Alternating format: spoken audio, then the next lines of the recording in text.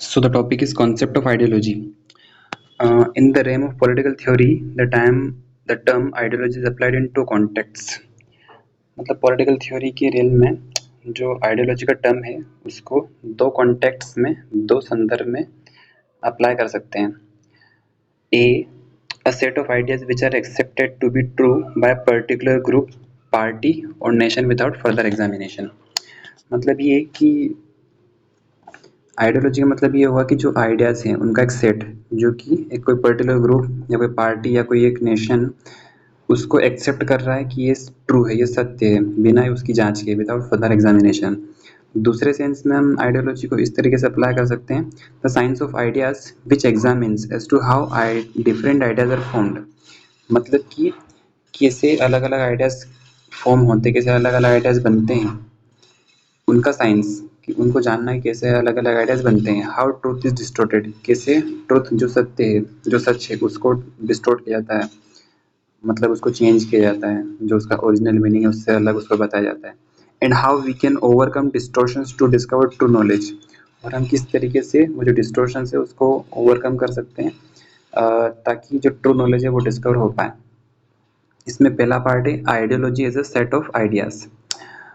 In this context, ideology means the set of those ideas which are accepted to be true by a particular group without further examination. इस संदर्भ में ideology का मतलब है कि वो आइडियाज का सेट जो कि एक कोई पर्टिकुलर ग्रुप उसको सच मान रहा है बिना उसकी जांच किए, बिना उसका एग्जामिन किए. These ideas are invoked in order to justify or denounce a particular way of social, economic और political organization. इन आइडियाज़ का यूज़ इसलिए किया जाता है ताकि जो एक पर्टिकुलर वे है, मतलब कोई तरीका है सोशल, इकोनॉमिक, पॉलिटिकल ऑर्गेनाइजेशन का, तो या तो उसको जस्टिफाई किया जाए, या तो उसकी बात को मान लिया जाए, या उसको डिनाउंस किया जाए, फिर उसको अपोज किया जाए. In this sense ideology is a matter of faith.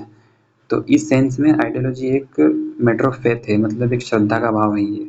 It is no scientific basis, इसका कोई साइंटिफिक बेसिस नहीं है, इसका कोई एक वैज्ञानिक बेसिस, कोई वैज्ञानिक आधार नहीं है.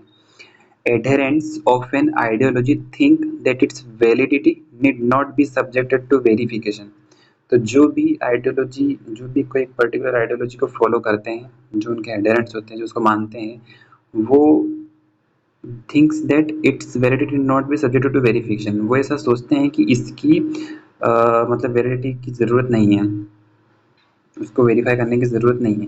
डिफरेंट ग्रुप्स में एडर टू डिफरेंट आइडियोलॉजीज, तो अलग अलग ग्रुप अलग अलग आइडियोलॉजीज से जुड़े होते हैं, वो अलग अलग आइडियोलॉजीज को मानते हैं. Hence differences among them are inevitable, और इसीलिए डिफरेंसेस होना तो लाजमी है, मतलब डिफरेंसेस तो होंगे ही होंगे, उनकी विचारधारा में भिन्नता होगी. Ideology therefore gives rise to love hate relationship. तो आइडियोलॉजी इसीलिए एक प्रेम और एक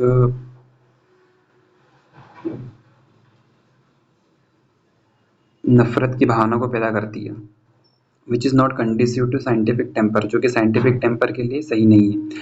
examples of some ideologies are, अब कुछ एग्जाम्पल्स क्या हैं.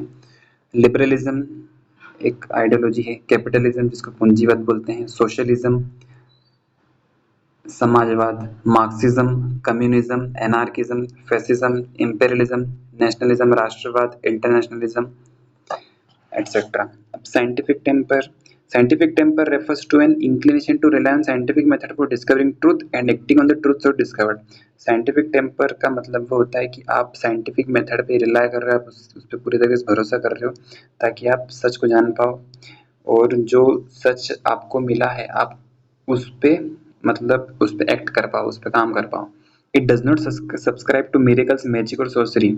साइंटिफिक टेम्पर ना ही चमत्कार पर विश्वास करता है, ना ही मैजिक को मानता है, ना ही सोर्सरी को मानता है, जादू टोने को मानता है. It draws conclusions only from scientific evidence and reason. तो जो भी साइंटिफिक एविडेंस है और रीजन है, मतलब साइंटिफिक एविडेंस मतलब कुछ आपको साइंटिफिक एविडेंस मिला है और कुछ रीजन है, तो वो उससे कंक्लूजन ड्रॉ करेगा, उससे निष्कर्ष निकालेगा. And rules out any role of abstract forces और सुपर नेचुरल फोर्सेस. और जो भी कोई एब्स्ट्रैक्ट फोर्स हो सकती है, मतलब जो भी जैसे कुछ कल्पना वगैरह है या फिर कुछ सुपर नेचुरल कॉजेज है, तो उसको रूल आउट कर देगा, उसकी पॉसिबिलिटी को खत्म कर देगा. मूवमेंट ऑफ हेवनली बॉडीज, या फिर कोई हेवनली बॉडीज के कारण कुछ हुआ है, या फिर किसी घोस्ट ने या फिर कोई इविल स्पिरिट ने ऐसा कुछ एक्ट वगैरह किया है, तो उन सब की पॉसिबिलिटी को रूल आउट कर देगा। क्योंकि इन साइंस और superstition do not go together, मतलब साइंस, विज्ञान और अंधविश्वास दोनों साथ साथ नहीं चलते हैं।